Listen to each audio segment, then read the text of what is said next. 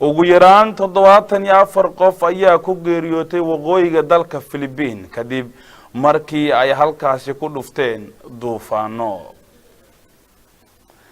duufaantan Tembin oo ku dhufatay qayb ka tirsan dalka Philippines ayaa inta la og yahay sababtay dhimashada 74 qof. waxaa sidoo kale jira tiro dad ah oo ilaa iyo hadda la laayahay. labada magaalo ay sida xun ugu dhufatay ayaa kala ah Tubod iyo Biagbo, halkaas oo tiro guryo ah ay ku fariisteen dhagxaan waaweyn. duufaanta Tembin oo la sheegay inay saacadiiba ay ku socoto 80 kilomitir ayaa iminka ka gudubtay Mindanao iyadoo u sii socota cirifka koonfureed ee Palawan. Philippines waxaa inta badan ku dhaca duufaano walow aysan ku badnayn Mindanao. Gary Prama oo ka tirsan saraakiisha booliska magaalada Tubod ayaa wakaalada wararka AFP u sheegay in magaaladaasi ay ku dhinteen dad gaaraya ilaa 19 qof.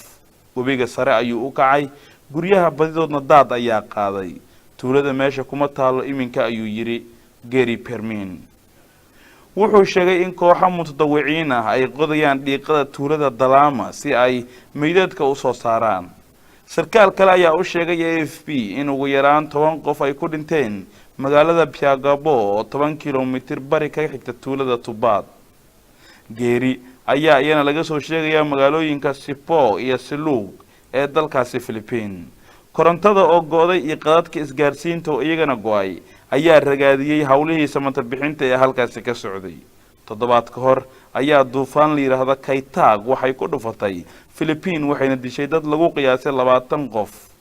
gobolkan ayaa ka soo kabanaya duufaanta Haiyan ee ku dhufatay sanadkii 2013 waxaana duufaantaasi Haiyan ku geeriyooday sida la sheegay ilaa 5,000 oo qof.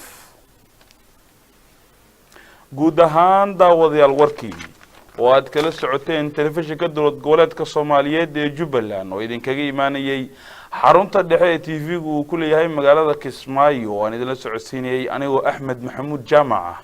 hadda waa naga inta aan warkeena warkixiga ku kulmi doono. assalaamu calaykum waraxmatullaahi wabarakaatuh.